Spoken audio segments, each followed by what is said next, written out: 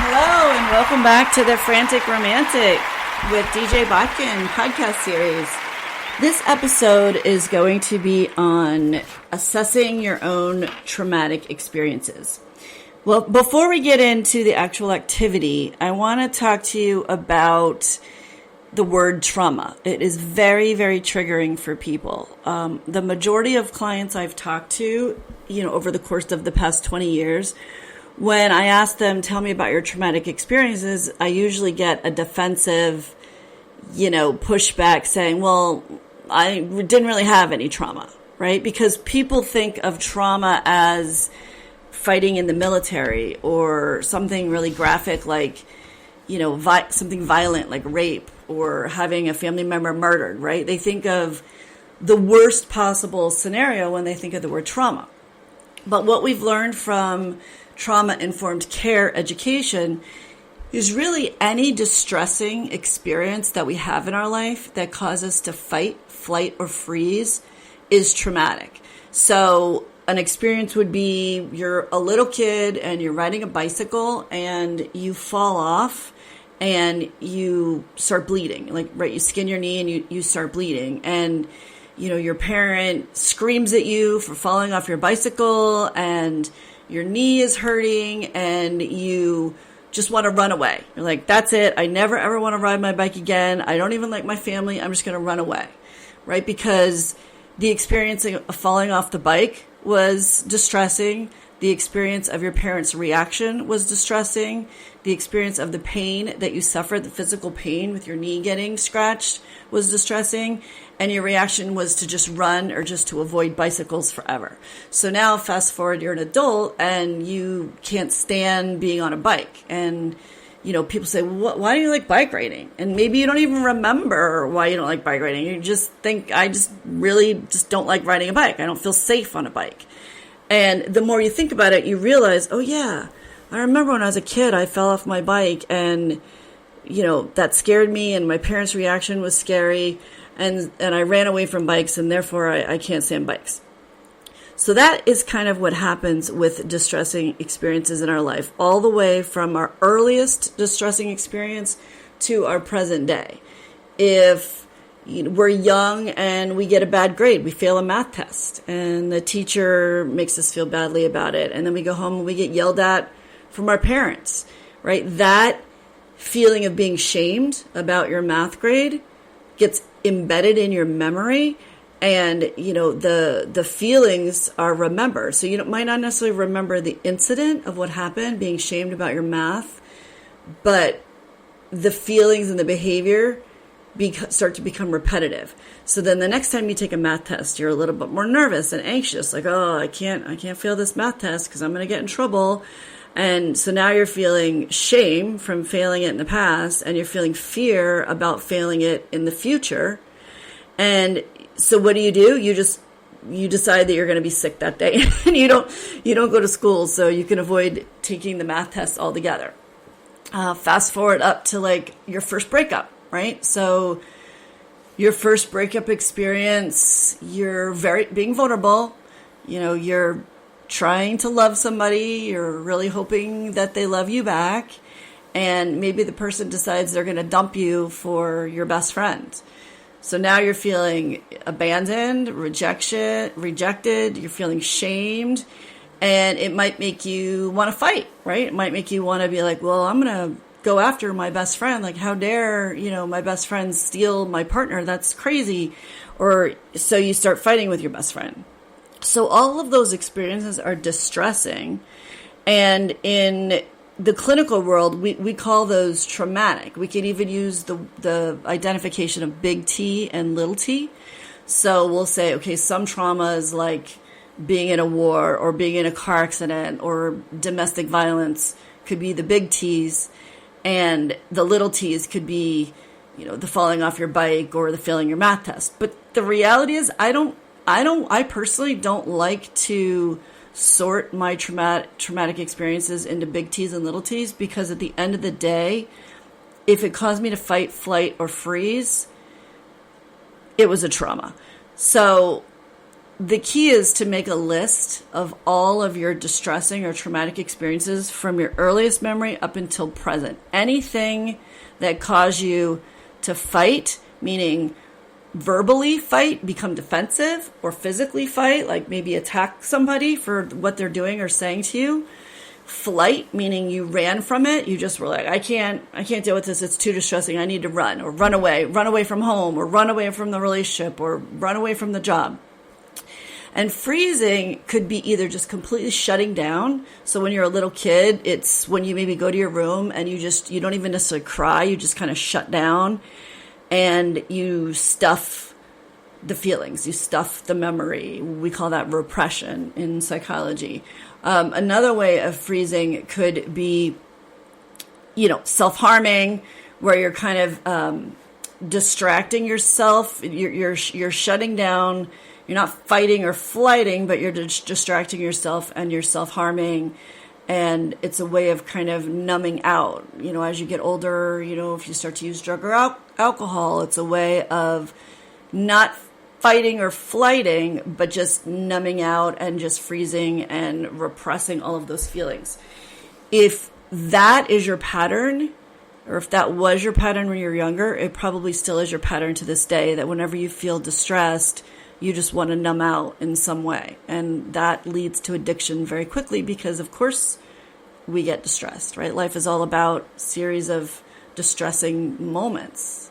Hopefully, joy in between the distressing moments, but we do have a lot of distressing moments. And so our patterns start to develop. And I'm sure you've heard of, the slogan, well used in AA, that this doing the same thing over and over is the equivalent of insanity, right? Insanity is doing the same thing over and over and expecting the same results.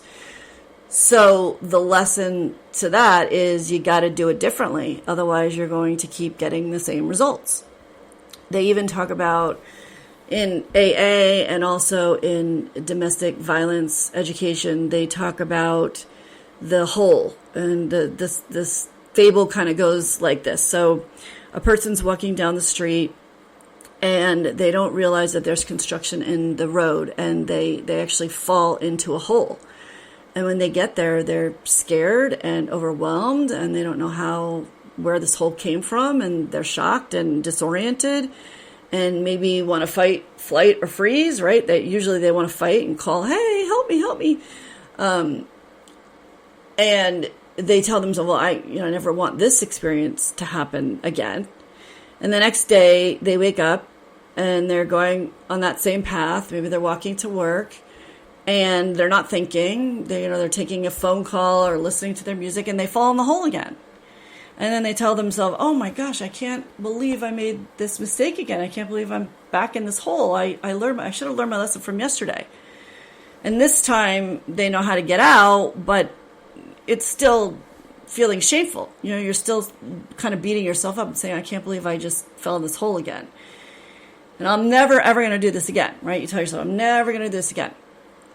Then the third day, the person says, okay, I'm definitely not going to repeat the same mistakes. I'm not going to fall in that hole. And as they're walking to work down that same path, somebody bumps into them. And they're like, hey, watch it. You just bumped into me, right? And they're all jacked up with anger and resentment about the person that's bumping into them. And because they're distracted, they fall into the hole again. And now it's the third day in a row. And then the person's like, okay, this is insanity. I'm doing the same thing over and over, and I'm expecting not to fall in the hole, but I keep falling in the hole. So maybe I need to do something different. Maybe I need to go a different way to work next time, right? And that's kind of how our life is. When we make mistakes over and over that continue to result in the same consequences, we have to learn to do it a different way.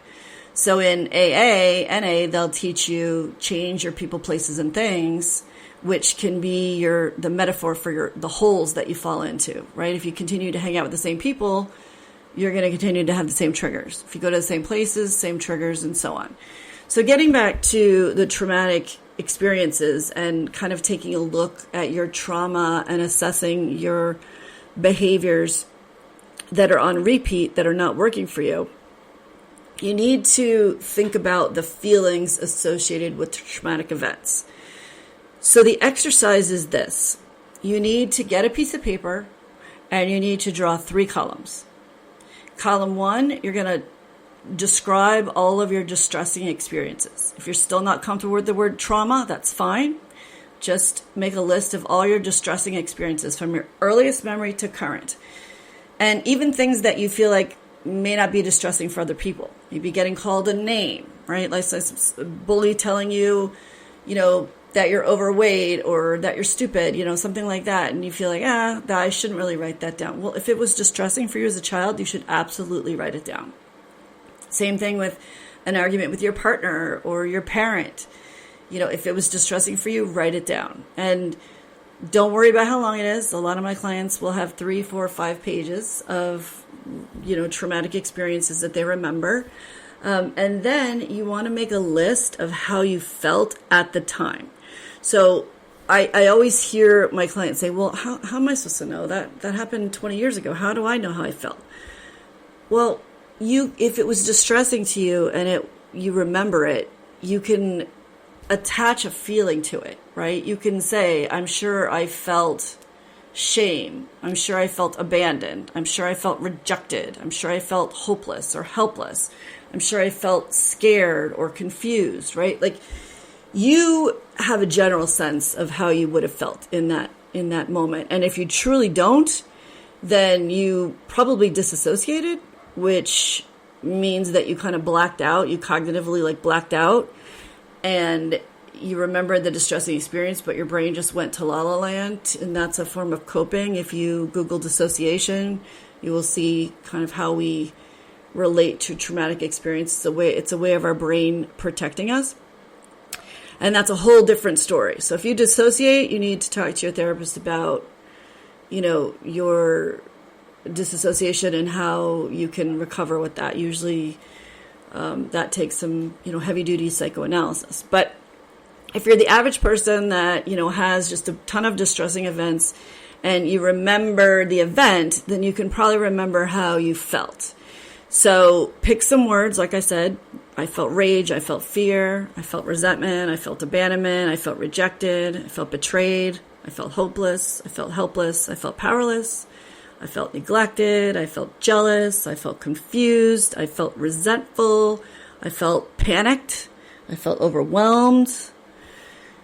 All of those different feelings. Write that down, associated to the event, and then try to remember how you behaved.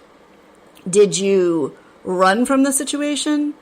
Did you try to get defensive and fight during the situation? Or did you just shut down? Did you self-harm? Did you drink? Did you use drugs?